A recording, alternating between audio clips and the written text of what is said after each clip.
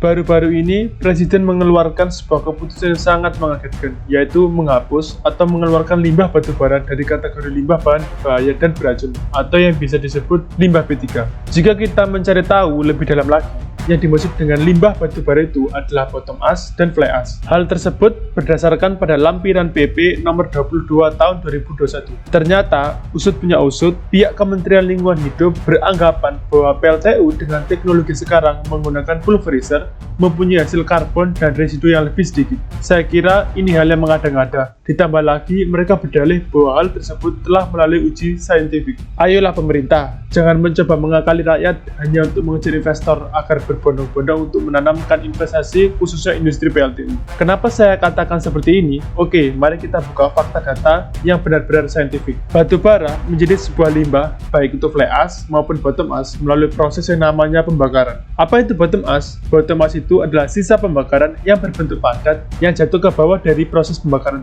Lalu, apakah hal itu aman? Tentu saja tidak. Jika kita menangani dengan asal-asalan, karena masih terdapat zat beracun di dalamnya, khususnya berbahaya untuk pernapasan meskipun zatnya berbentuk padat. Dalam penanganan bottom ash di sebuah PLTU swasta saja, harus melewati beberapa izin dan ada stockpile-nya sendiri. Tidak dibuang asal-asal seperti kita membuang tanah, karena bottom ash tidak memiliki zat hara atau nitrogen yang menjadi tumpuan tumbuhan untuk hidup. Perlu ada pengolahan tanah kembali agar bottom ash tersebut bisa menjadi hal yang lebih produktif. Dengan masuk kategori limbah B3 saja, penanganannya masih amburadul, apalagi sudah dihapus dari kategori limbah B3. Walah, PLTU bakal seenaknya membuang bottom ash. Apalagi kita tahu kalau PLTU kebanyakan berada di pinggir pantai.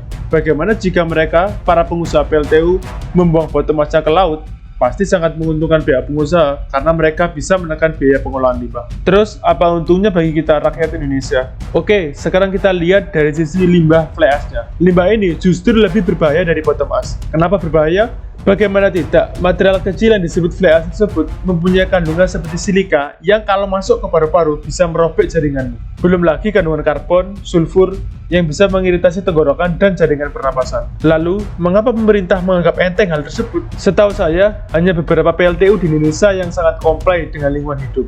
Seperti contoh PLTU Paiton, yang saham pemiliknya didominasi dari Jepang. Ada lagi PLTU Cirebon, Batang, yang masih dalam konsorsium alias pembangunan. Namun, desainnya bisa mengurangi limbah fly ash hampir 98% yang dikeluarkan ke lingkungan.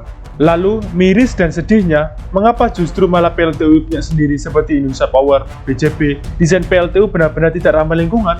Contoh, seperti PLTU Suralaya yang mendengar kabar bahwa limbah fly ash-nya jatuh ke perumahan warga. Apa yang terjadi?